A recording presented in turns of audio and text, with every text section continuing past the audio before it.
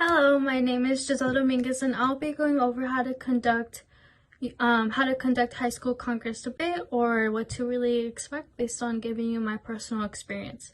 Okay, so first off, you do not have to take notes, and during this presentation you can, but it's not required.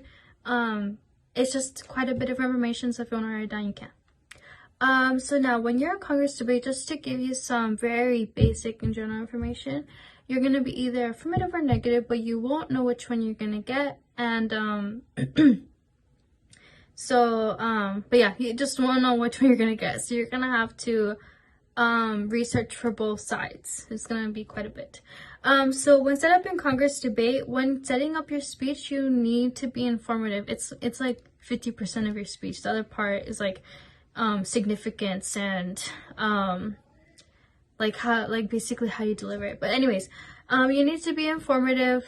General, like when I make my speeches, it's like a in the presentation you'll see, but I usually use a point by point, which, okay, so if you think about it, think of an essay. So you have your intro, your body paragraph. So for my essays, your intro, your body paragraph, your second body paragraph, and then your conclusion. That's how I write my essays. Now that's going to be very similar to how you would write your Congress speech. So you have your introduction. It's going to be really short, just maybe giving like 2 to 3 sentences, I don't know, something like that, of what, maybe not a summary, but like an example. I'll go into more later, but just to give you some ideas. And then your point, like an informer, like what's it called, your point, which is like goes along with your topic and what you have to say about it, and then significance, or what it does, why it's so important.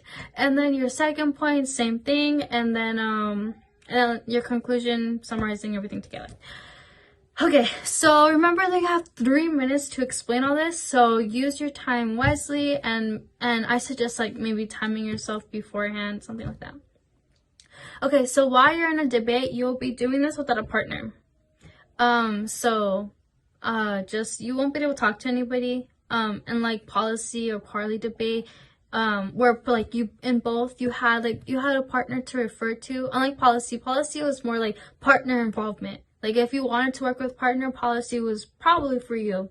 And parley is like you work with the partner prior to that, but it's like not too into it. But anyways, policy, if you want to work with a partner, I suggest policy. So with Congress, you won't be working with a partner, but each debate, you're led by a presiding officer, which is someone who takes control of debate, makes sure that each debater doesn't go over the 3-minute time limit. And then they also choose which debaters will be going. So like I say my speech first, and then you would say your speech first, but they would choose who goes first or second, etc. Like I said, each debater will be getting 3 minutes at most, and afterwards they will be questioned for a minute by whoever wants to ask questions.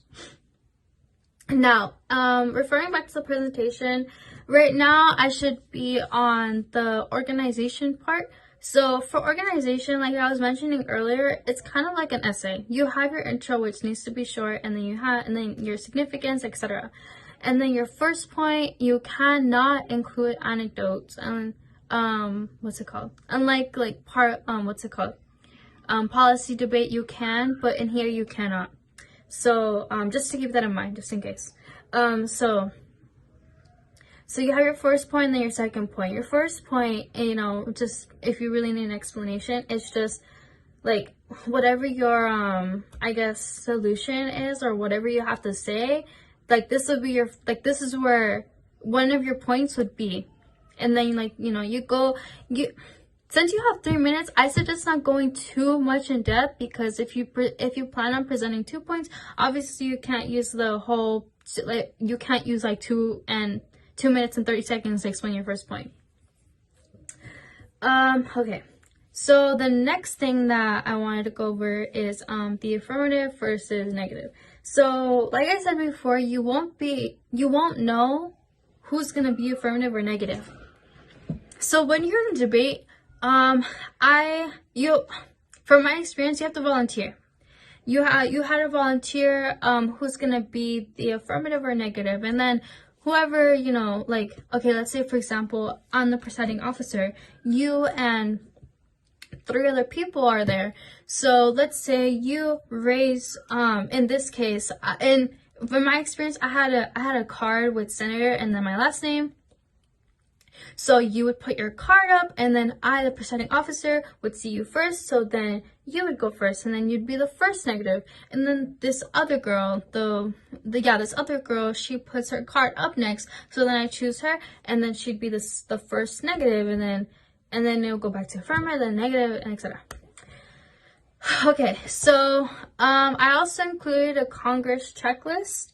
This is a reminder that you do need 2 strong points, like referring back to the organization part of it. You do need 2 strong points that contain evidence to support I guess your main idea. Okay, so personal, like, just to give you, I guess, like some advice from personal experience, remember to practice, like when you're researching, remember to practice, like if you're gonna make speeches prior to this, then like practice them from the mirror, make sure they're not too long. I do suggest making a speech prior to this, but yeah, just make sure it isn't too long. Make sure it isn't too long. Let's see, what else? When you're in the debate, you don't have to go first, but I do recommend that you are one of the first people. It's just when the debate gets more into depth, like you're going more into the debate, people are gonna volunteer more and more, and then when you expect to go, like somebody else is gonna go, and then like, you know, like at some point you're gonna have to go, but maybe it may be too late. I don't know. It's just sometimes always just better to go first, so like, you know, you get your points in first, and then you know, maybe and then like someone else, like you don't seem like you're copying somebody else. I don't know if that makes sense, but I suggest doing that. Like I said, be informative, have significance. It's very, very important that you explain why you're why are you presenting these points? Like, do they have actual meaning to the topic? Like, what's it gonna do? How is it gonna benefit people? Is there any harms attached to it? You know, you have to be able to explain all those things. And remember that people are gonna be questioning you. So I suggest like knowing all that. Okay, thank you.